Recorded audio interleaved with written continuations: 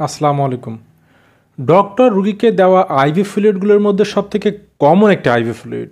But এই ivy ফ্লুইডের মধ্যে এমন কিছু আছে, যদি ভুল করে কোনো রোগীকে দেওয়া হয় তাহলে রোগীর হতে পারে জীবননাশের সমস্যা, হতে পারে মারাত্মক ক্ষতি। এজন্য আজকের ভিডিওতে আলোচনা করব ডিএনএস স্যালাইন সম্পর্কে। ডিএনএস স্যালাইন কি, ডিএনএস স্যালাইন কখন দিতে হবে, কাকে দেওয়া যাবে না, এবং প্রেগন্যান্সি ক্যাটাগরি কি, এ টু জেড বিস্তারিত আলোচনা করব। আর আজকের ভিডিওর জন্য রিকোয়েস্ট করেছিলেন জে আর রাফি ভাই, লিখেছিলেন স্যালাইনের পর্বগুলো কবে আসবে। এছাড়াও রিকোয়েস্ট করেছিলেন রবিউল ইসলাম ভাই, লিখেছিলেন 3 কবে দিবেন। এছাড়াও আরও অনেকে রিকোয়েস্ট করেছিলেন, যেমন MD Suman Mia, S M সাদি ভাই, সাগর বিডি, সকলের একটাই রিকোয়েস্ট ছিল 3য় পর্বে কবে দিবেন। তা আপনাদের সবার রিকোয়েস্ট রেখেছি আজকের ভিডিওটি স্পেশালি আপনাদের জন্য। আর আপনাদের কোনো রিকোয়েস্ট থেকে থাকলে কমেন্টে জানাতে পারেন। তাহলে আর কথা না বাড়িয়ে আমরা মূল টিউটোরিয়ালটি শুরু করি। তাহলে প্রথমে একটু আলোচনা করব ডিএনএস এর ফুল মিনিং কি। ডিতে হচ্ছে ডেক্সট্রোজ, কতটুকু 5%, আর এনতে হচ্ছে নর্মাল, এসতে হচ্ছে স্যালাইন। ডিএনএস এর ফুল মিনিং হচ্ছে ডেক্সট্রোজ এবং নর্মাল স্যালাইন। নর্মাল স্যালাইন কতটুকু? 0.9% সোডিয়াম ক্লোরাইড। তো এই সোডিয়াম ক্লোরাইড মানে আমরা সবাই জানি যে লবণ পানি। তো এর থেকে একটা ঘটনা মনে আসে যে প্রথমে স্যালাইন কে আবিষ্কার করেন।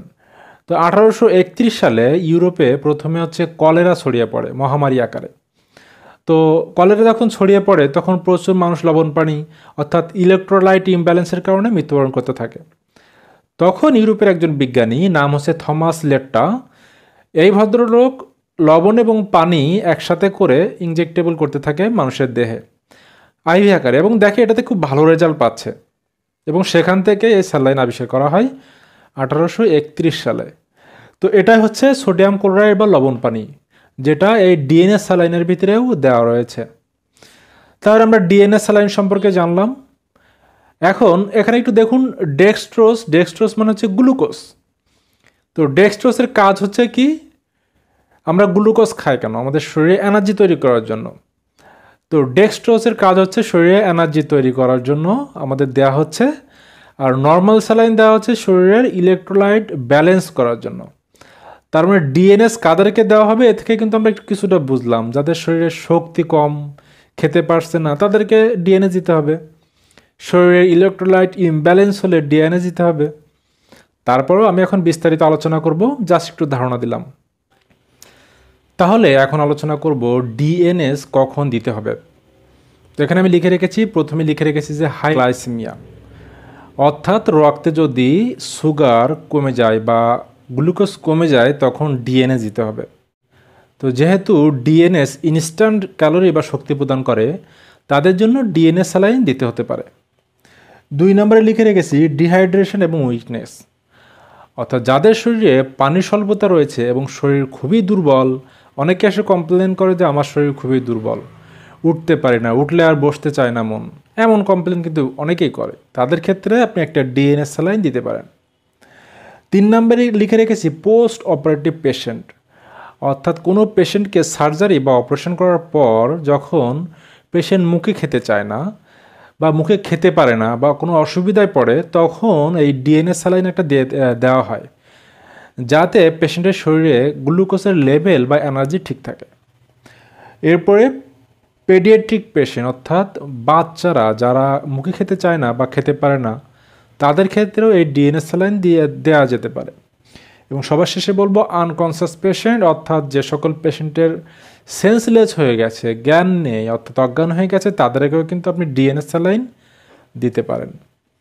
তাহলে এখন আলোচনা করব কাদেরকে আপনি ডিএনএস স্যালাইন দিতে পারবেন না, সেটা আমি প্রথমে লিখে রেখেছি যে ডায়াবেটিক পেশেন্ট। যেহেতু এটি এক ধরনের গ্লুকোজ বা চিনি, তো ডায়াবেটিক পেশেন্টদেরকে অবশ্যই ডিএনএস স্যালাইন দেওয়া যাবে না, দিলে ডায়াবেটিস বেড়ে যাবে। এরপরে লিখে রেখেছি হেড ইনজুরি বা ব্রেইন সার্জারি।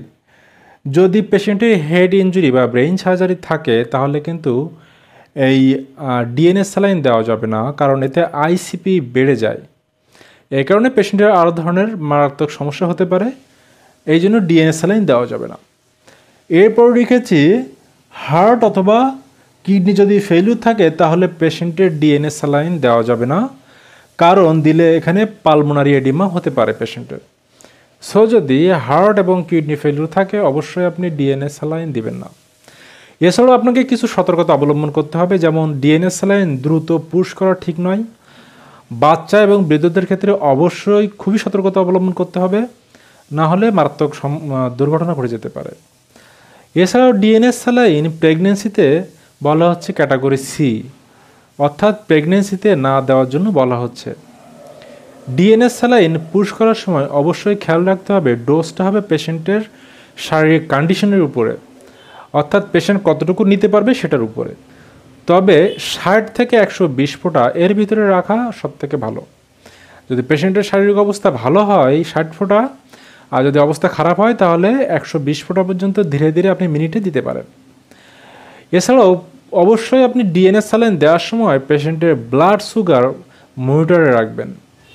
এছাড়াও যদি ডিএনএ স্যালাইন দেওয়ার সময় পেশেন্টের কোনো ধরনের খিঁচুনি, ফুলে যাওয়া কিংবা অ্যালার্জিক রিয়াকশন দেখা যায়, তাহলে লাইফ সেভিং ড্রাগ, এই জাতীয় যে ড্রাগগুলো রয়েছে সেগুলো দিয়ে পেশেন্টকে আবার নর্মাল অবস্থায় ফিরিয়ে আনতে হবে।